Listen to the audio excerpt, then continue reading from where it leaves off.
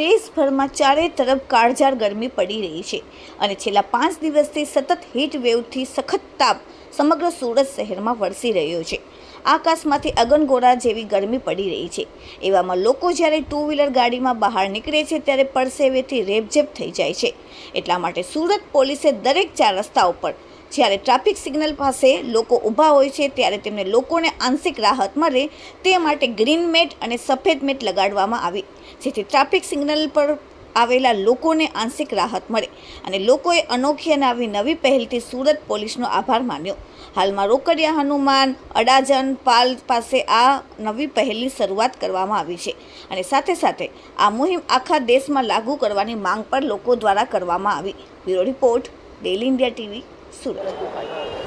હાલમાં જે રીતે ગુજરાતની અંદર હીટ વેવ્સ ચાલે છે તો ટ્રાફિક નિયમનના ભાગરૂપે વાહન ચાલકોએ સ્ટોપ લાઇન ઉપર ઊભું રહેવું પડે છે।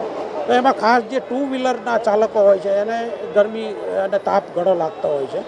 મહેરબાન પોલીસ કમિશનર સુરત સાહેબનાઓએ જે સૂચના આપેલી તે અનુસંધાને અમે લોકોમાંથી ડોનર શોધી અને સ્ટોપ લાઇન ઉપર આ મંડપ બનાવેલા છે કે જેથી કરીને જે સ્ટોપ લાઇન ઉપર ટુ વ્હીલર ખાસ કરીને ઊભા હોય છે એને તાપમાંથી રાહત મળે અને આવા પોઈન્ટો અમે અત્યારે રોકડિયા, પછી અડાજણ, પાલ, વૈશાલી સર્કલ આવી વિવિધ જગ્યાઓ પર રાખેલા છે।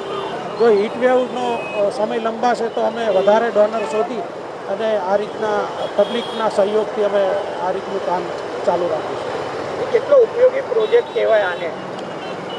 આ પ્રોજેક્ટ એવું છે કે જે વ્યક્તિ ભૂખના કારણે સિગ્નલ ભંગ કરવાની કોશિશ કરે અથવા તો નીકળી જવાની કોશિશ કરે તો એવી વ્યક્તિને પોતાની રાહત મળશે, એટલે પોતે નિયમનું પણ પાલન કરશે અને પોતાને તાપથી પણ બચાવશે।